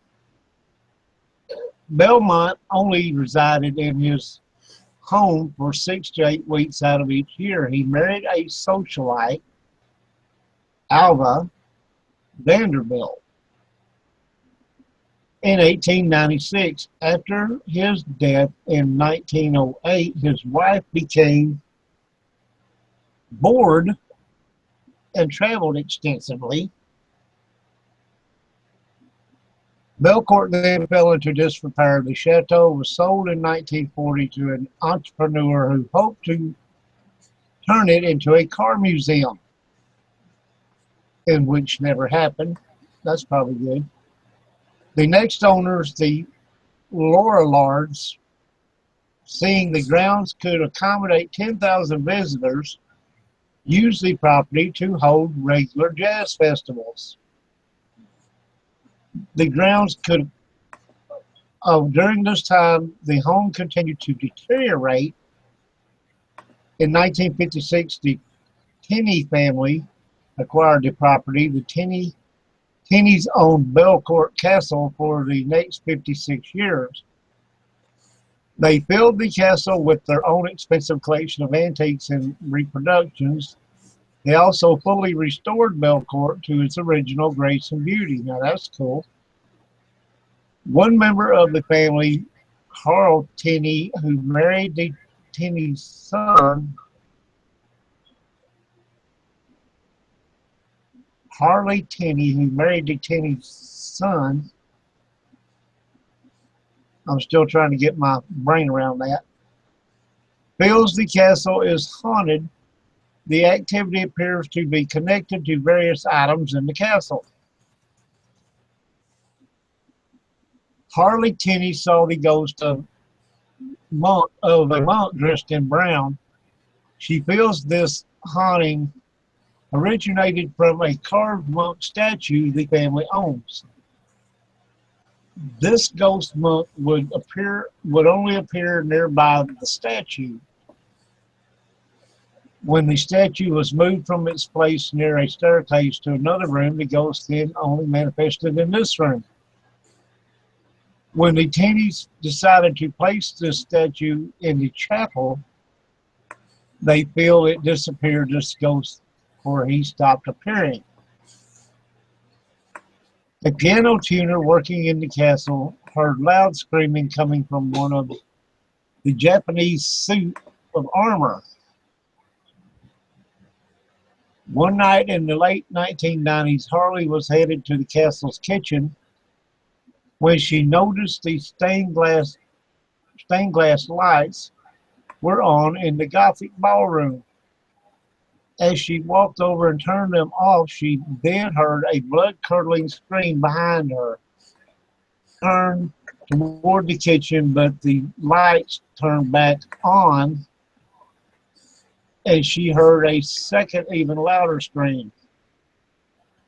This 17th century samurai armor has a helmet that is cracked by what appears to be from a piercing it. This samurai experienced a painful death. Well, I wonder why anybody would speculate that. Anyway, when a lance pierced his eye, many visitors have claimed to see the face of a man inside this armor. He often screams as young girls stand by. An 18th century mirror that hangs in the castle's music room is also haunted. When people look into it, they find their reflection moves even though they are not moving. Items around the room that are reflected also appear to be vibrating. The mirror itself does not move. The castle also has two old salt chairs located in the castle's Gothic ballroom that are possessed by spirits. On one occasion, 70 visitors to the castle saw a bolt of lightning shoot out from one of these chairs. Many visitors have mentioned that when they have placed their hands over these chairs, they have felt uncomfortable. Some even state they felt a strong static electric jolt. People who have sat in these chairs state they felt an immediate cold. Others have reported waves of nausea overwhelming them. Yet others state as they sat in one of these chairs, it was as if somebody else was already sitting there. Harley Tinney tells the story of one male visitor who was touring the castle. He stopped and sat on one of the chairs. The tour guide then saw him physically ejected from the seat and thrown 6 feet through the air. For years, Belcourt Castle offered a variety of haunted tours. The castle was sold in 2012. Harley Tinney is the only surviving member of the Tinney family. Yeah, Belcourt has one of those. Oh, I just had it in my head. The death chairs. You sit on them and you end up dying. Yeah.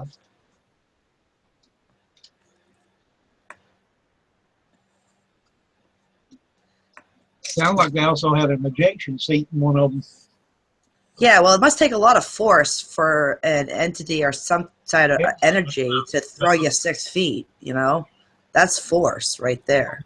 It's a demonic entity. Yeah, well, that's what I mean, you know? Your average spirit, I wouldn't think. Could, I would think it'd be more demonic. yeah. Edinburgh Castle. All right. I love Edinburgh Castle. I read a lot about that place. Yeah, Edinburgh. It's in Scotland. With some 900 years of history behind it, it would almost be a surprise if Edinburgh Castle wasn't one of Scotland's most haunted sites. Since its construction as a military fortress in the early 12th century, the castle has witnessed surprise attacks, executions, and even a brief capture by the English reincarnated as a tourist attraction. Edinburgh Castle now offers haunted tours of its dungeons, which once hosted the likes of Duke Alexander Stewart of Albany, who escaped stabbing his guards to death and then burning their bodies, Lady Janet Douglas of Glamis, which was accused of witchcraft and burned at the stake, and an unnamed piper who once wandered down one of the castle underground passages and never returned.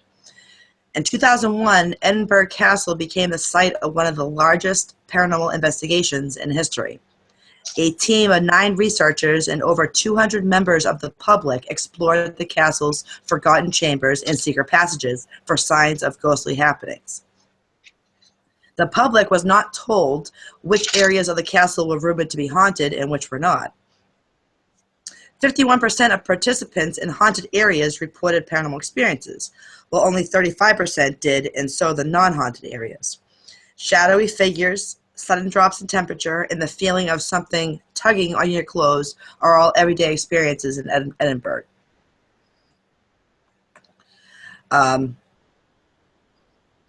If the castle's paranormal activity isn't enough, Edinburgh also boasts the Mary King Close, an underground area of the city in which victims of the Black Plague were quarantined and left to die. That Mary King's Close, that's interesting too. You ever read about that? Yeah, I've done posts on that, and their ghost pictures are quite impressive, actually. Franklin Castle, which is in Ohio, also known as the most haunted house in Ohio. Franklin Castle was built in 1881 by Heinz Tiedemann, who was a German banker. Around 10 years after the castle was built, Heinz's daughter Emma allegedly succumbed to her diabetes and passed. Not too long afterward, his elderly mother followed suit. During the following 3 years, the Tiedemann lost 3 more children, which raised suspicions that there was more to the deaths than it seemed. To distract his wife from the awful tragedies, Heinz continued to add on to the house, giving more of a vast castle feel. Rumored that the house was also given hidden rooms to aid in prohibition, or possibly more sinister means. Eventually, Heinz's wife passed in 1895, and he sold the house While there is no substantial evidence, many people believe that there were multiple atrocities committed in the house by Haynes, including the murder of his niece and even his own daughter. The house laid empty from then up until 1968. Romano and his wife and their 6 children moved into the castle. Not long after, they reported seeing multiple ghosts. Other accounts included hearing an organ playing, children playing with phantom friends, and even Mrs. Romano reported feeling the presence of Mrs. Tiedemann herself.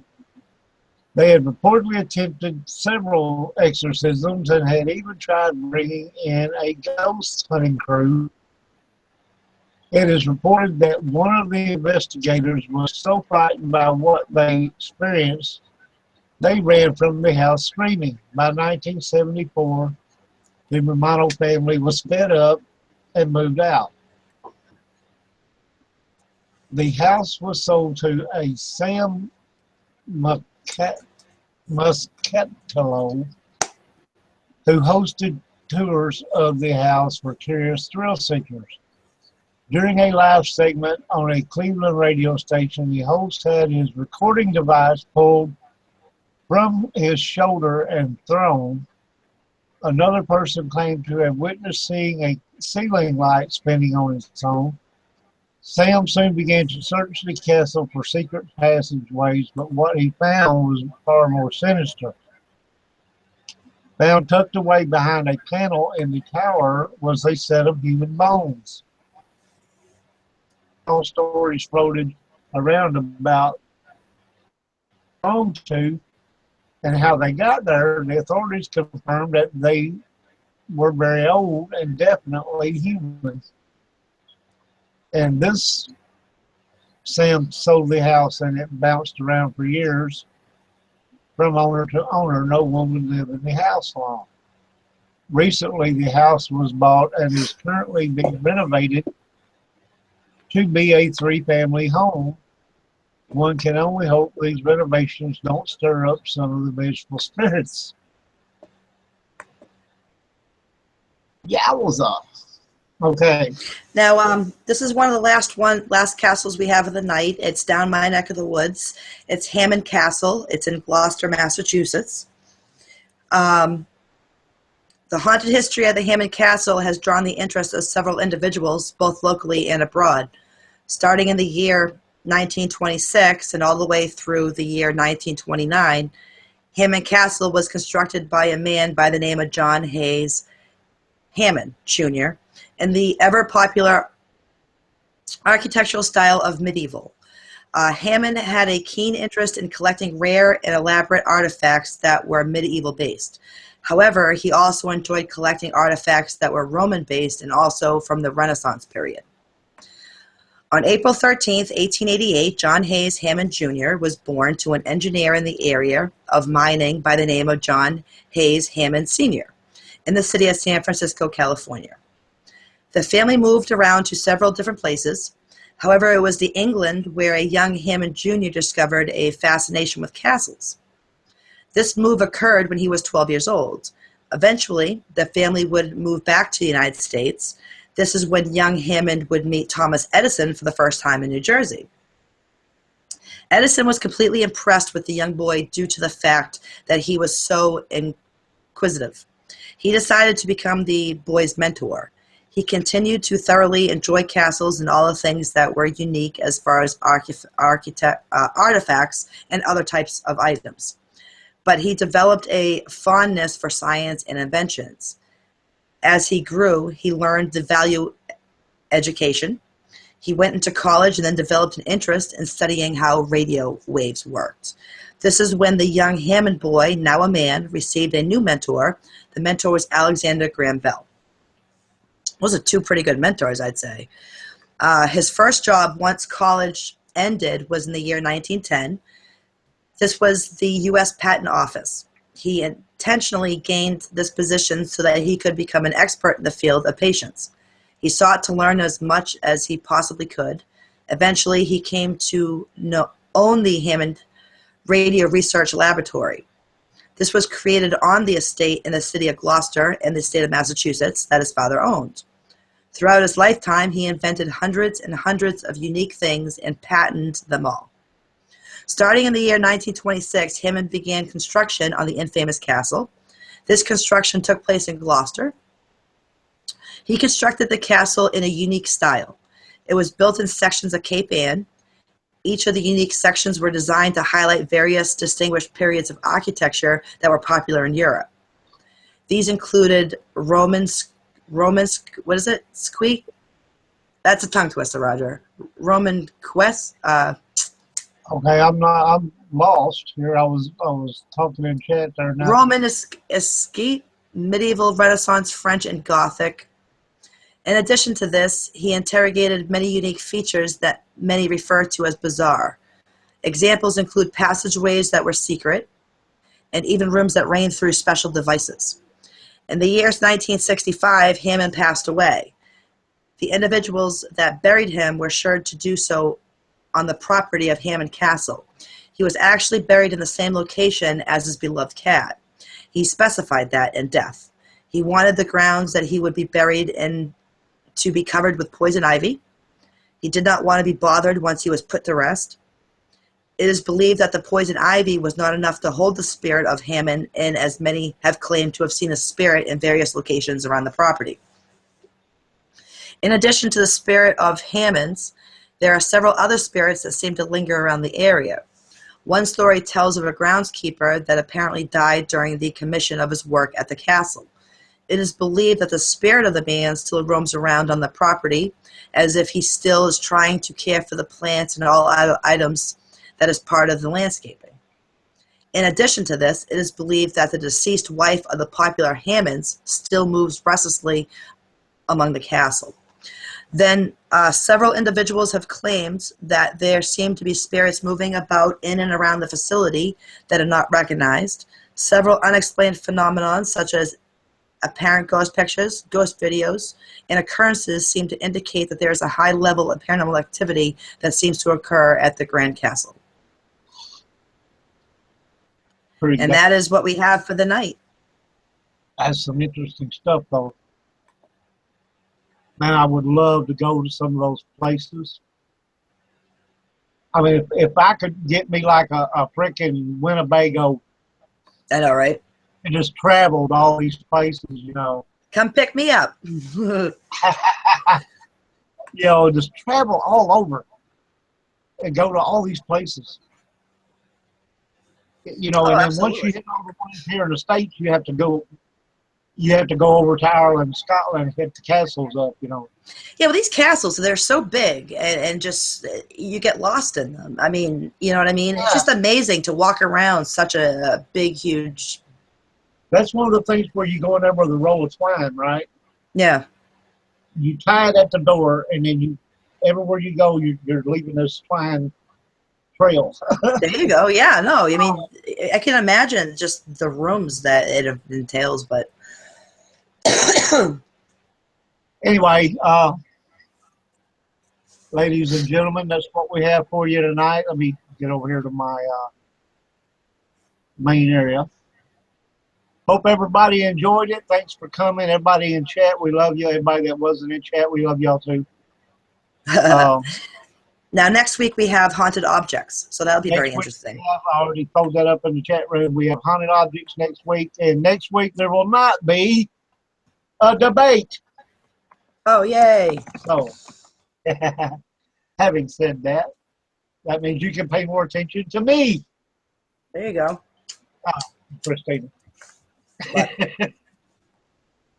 Oh, absolutely. Anyway. Yeah. I have two. Go ahead. We're like Batman and Batgirl, you know what I'm saying? Yep. No. Anyway, that's it awesome. For tonight. Everybody, next week, Sunday, we don't have anything Sunday. But on the 30th, will be the first Ghost to Ghost PM roundtable. So I know everybody's going to want to be there. uh, Nice. until the 26th, when we shall meet again and discuss some Now haunted. the round table, that's open for anyone to come on, right? It's a round table. Yeah. So it said the 30th. Huh? Yeah. Okay, I'll definitely put that on my calendar. I'd love to be involved in that. Okay. Now, being a Halloween round table, it's Nice. like Halloween bang leaving, the month of October and Halloween and all that. Um, who knows what kind of topics are going to come up. And I'm sure we're going to have some interesting people in there. Frankly, he'll be there. Uh, Although he may have to leave earlier, he may come a little bit later, something he had to do, but he said he would definitely be there. Not quite sure who Michelle has added to this roundtable yet, because she hasn't told me. Okay. So it's going to be an interesting thing, and I hope that we're going to do this in the fun of Halloween. Is like, our Halloween going out party, and then after the roundtable Ghost PN will go weekly instead of bi-weekly. We're going to start running every week then. Nice. We'll see. Anyway, good night, everybody. We'll see y'all on the 26th. Good night, everybody.